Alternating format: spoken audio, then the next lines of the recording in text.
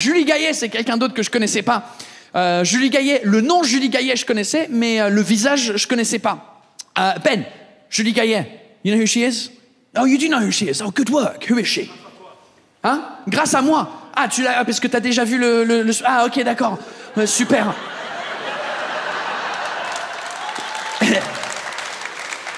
J'espère que t'as pas spoilé tout le spectacle au mec qui est à côté de toi en soufflant les blagues. Donc Julie Gaillet, c'est la femme de François Hollande, l'ex-président. Les gens qui connaissent pas les noms français dans la salle. Donc il y avait une histoire qui est sortie pendant qu'il était président, François Hollande. C'est comme ça que le monde entier la connaît. C'est qu'un soir, François Hollande prend un scooter. Il met un casque because he's a fucking ninja. Right, he goes to Julie Gaillet's house, has sex with Julie Gaillet while he was in a relationship with another woman while he's president. And when this news broke out, the whole world was like, oh shit, what's gonna happen? And the whole of France was like, ouais, pourquoi pas. Ouais. Nous, ça nous dérange pas du tout. On n'est pas d'accord avec sa politique, mais il peut baiser qui il veut, François. So Julie Gaillet, ex-French president's wife. And I'm telling you this because I spent 15 minutes one evening speaking to Julie Gaillet without knowing that it was Julie Gaillet. Yeah, and I decided to talk about my underwear with her because I didn't know it was her. Je vais vous raconter l'histoire pour terminer. C'était une soirée Canal+. Je bossais avec eux et ils m'ont invité à faire 5 minutes sur scène dans une soirée qui s'appelle la Nuit du Rugby. Je sais pas s'il y a des gens qui connaissent cette cérémonie. One person. Okay. Je connaissais pas non plus et le mec il m'a dit en gros Paul c'est comme les Oscars mais pour le rugby. J'ai eu la même réaction. J'ai fait ah bon ça se fait ça ok. Donc 5 minutes de blague sur ça et puis du coup au début je dis non, je refuse parce que en vrai je connais rien au rugby, je connais pas les règles, je connais pas les joueurs, j'aime pas faire des blagues sur un truc que je connais pas. Donc je décline, je dis non. Le mec, il me dit, c'est dommage pour toi, Paul, parce que la soirée se passe à l'Olympia. Ah ouais, ça, that changes everything. L'Olympia, la salle mythique à Paris, où tous les humoristes ont rêve de faire notre... La seule raison que je sais que c'est une salle mythique, c'est Gad-El, il a fait un spectacle là-bas.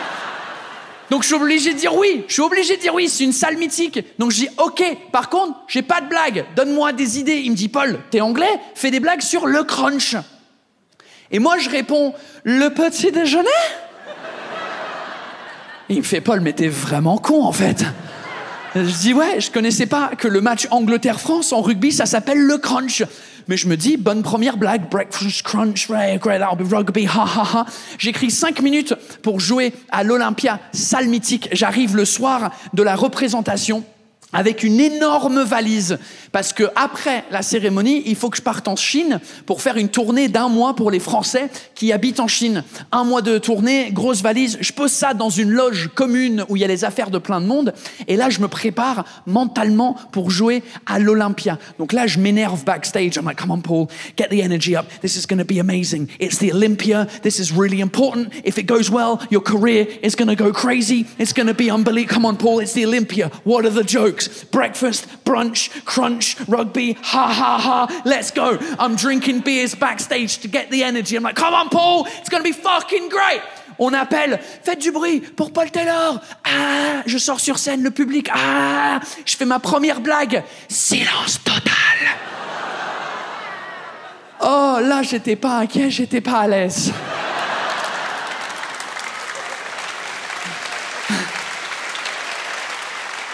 Parce que quand tu fais une blague et personne rigole, les 3000 personnes rigolent pas, mais toi, tu rigolais devant ton miroir et il y a juste un mec là-bas qui fait ah, tu l'entends bien, le bâtard. J'ai regardé. Ah, c'était Abou, il était là. Il est venu m'insulter en direct. Mais je suis pas inquiet. J'ai d'autres blagues. Je fais la 2e, rien. 3e, rien. 4e, rien. Là, je me dis, les 5 minutes vont être très longs. Et effectivement, c'était long. Pendant les 5 minutes, mon téléphone, il vibre dans ma poche. J'avais oublié de le mettre en mode avion. Donc ça me déconcentre aussi. Et quand je suis stressé comme ça, je perds tout mon français. Je transpire comme un porc. Je suis là. J'arrive plus à parler. Du coup, je fais les 5 minutes, je fais c'est tout pour moi, merci, au revoir. Je rentre dans le couloir de l'Olympia et là, premier réflexe, c'est de sortir mon téléphone pour savoir quel connard m'a interrompu. C'était ma femme. Ouais, et son texto, c'était écrit « Ouais, pas ouf, hein ?» Ouais, parce que elle regardait la cérémonie en direct à la télé, à la maison. Ouais, je vous ai pas dit que c'était en direct. Ah, ouais, c'est pas préenregistré pour que je puisse dire hey, tu peux couper mon truc parce que... Non, 300 000 personnes qui regardent la cérémonie en direct. Et donc là, ma carrière, elle est terminée. C'est fini, j'ai pris un bid sur scène à l'Olympia devant 300 000 personnes. Non, fini, ma carrière, j'ai une envie, c'est de prendre ma valise, partir en Chine et rester là-bas. Je peux pas. Donc là, je rentre dans les loges, je prends ma valise, j'ouvre les affaires pour me changer pour l'avion, je rentre dans les toilettes de la loge pour me changer, et là, j'essaye de me calmer. Je suis là, come on, Paul, calm down. It's gonna be okay. It's gonna be fine. Your career is gonna be okay. It's fine. It's only 300,000 people. Don't worry about it, it's gonna be fine, calm down, stop sweating. J'arrête de transpirer, je me calme. Là, je vais pour mettre mes affaires dans la valise, la fermer et partir. Et assise à côté de ma valise à ce moment-là, il y a Julie Gaillet. Sauf que moi, j'ai pas le visage, je sais pas qui c'est, je pense que c'est une personne de la production. Très sympa, elle me dit « Salut, ouais, ça s'est bien passé sur scène pour toi ?» Non. Mais là, elle rentre dans les questions sur ma valise. Elle dit, mais tu pars où avec une valise énorme comme ça, là, ce soir? Donc je dis, je pars en Chine, faire la tournée. Elle dit, tu fais quoi comme spectacle? Je raconte ma vie à Julie Gaillet par rapport au spectacle. Mais là, elle rentre dans les détails de l'organisation à l'intérieur de la valise. Parce que je l'avais laissée ouverte, la valise. Quand je suis rentré, il y avait personne dans les loges. Là, elle est ouverte au niveau des caleçons. Et dans ma valise, mes caleçons sont roulés d'une façon militaire là-dedans pour gagner de la place. Parce que j'ai vu une vidéo d'une japonaise qui s'appelle Marie Kondo. Vous la connaissez? Right. Elle connaissait pas. Je suis en train de montrer des vidéos de comment faire le rangement et tout ça. Mais là, elle pose des questions. Mais comment tu roules le truc comme ça? Parce que c'est très on voit pas la bande élastique. Donc là, je sors un caleçon pour faire la démonstration. Si je savais que c'était Julie Gaillet, j'aurais jamais fait ça! Mais moi, comme un con, je sors le caleçon pour faire la démonstration que je roule à l'horizontale et la verticale pour éviter la bande élastique. Caleçon que je sors au hasard, c'est un caleçon rouge que ma femme m'a acheté pour mon anniversaire avec des grosses lettres blanches derrière, c'est écrit « Corps de rêve ». Ouais, elle est drôle aussi, ma femme. Donc moi, comme un con, tranquille, j'explique ça. 15 minutes, ça dure cette conversation. Et là, je dis, désolé, il faut que je commande le taxi pour partir. On se dit au revoir. Et là, en attendant le taxi, je me mets dans la salle qui est juste derrière la scène à l'Olympia. Juste derrière la scène, il y a un bar. Et là, c'est Canal+. C'est bar ouvert, champagne à volonté. Donc moi, je suis en mode cul sec pour oublier les 5 minutes de merde que j'ai vécues sur scène. Mais ça s'arrête pas là.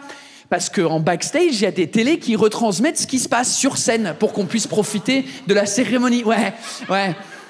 Et là, je suis en mode cul sec le champagne et je vois une femme qui monte sur scène. Et là, je me dis, oh Jesus. Parce que je me rends compte que c'est la même femme à qui j'étais en train de parler il y a 5 minutes sur mes caleçons. Et je me dis, Paul, what have you done? You were speaking to somebody really famous in France because they're on fucking TV about how you roll your underwear horizontally and vertically to get rid of... Jesus Christ, Paul, what it... And then it's worse. Parce que 3 minutes plus tard, 3 minutes, 3 secondes, je vois son nom en bas, à gauche de l'écran apparaître, Julie Gaillet. Je reconnais le nom. Oh, Jesus, Paul, qu'est-ce que t'as fait? Oh non, t'étais en train de parler à la femme de l'ex-président sur comment tu roules tes caleçons à la verticale et ensuite à l'horizontale pour gagner de la place. Paul, ta carrière, elle est finie. C'est fini ma carrière en France. Je peux plus revenir dans ce pays. Et je me suis dit, écoute, là, c'est la plus grosse honte que j'ai jamais vécue dans ma vie, personnellement, professionnellement, en France. Ma femme, elle a adoré, hein, par contre. Elle, quand j'ai raconté ça, elle a fait... T'as fait quoi? Donc moi, j'étais en déprime totale. Mais après, je me suis dit, il y a peut-être un truc positif de tout ça. Je me suis dit, peut-être, le seul truc positif qui peut sortir de cette histoire de honte, c'est que peut-être, maintenant, quand il part en vacances, François Hollande, il roule ses caleçons grâce à moi. Hey, thanks so much for watching this clip from my show So British ou Presque. You can watch the full show up here, and why don't you just go and subscribe to the channel right here. And if you're an absolute legend, come and watch me live. The tickets are on sale at paultaylorcomedy.com, and the new show is called Bisous Bye.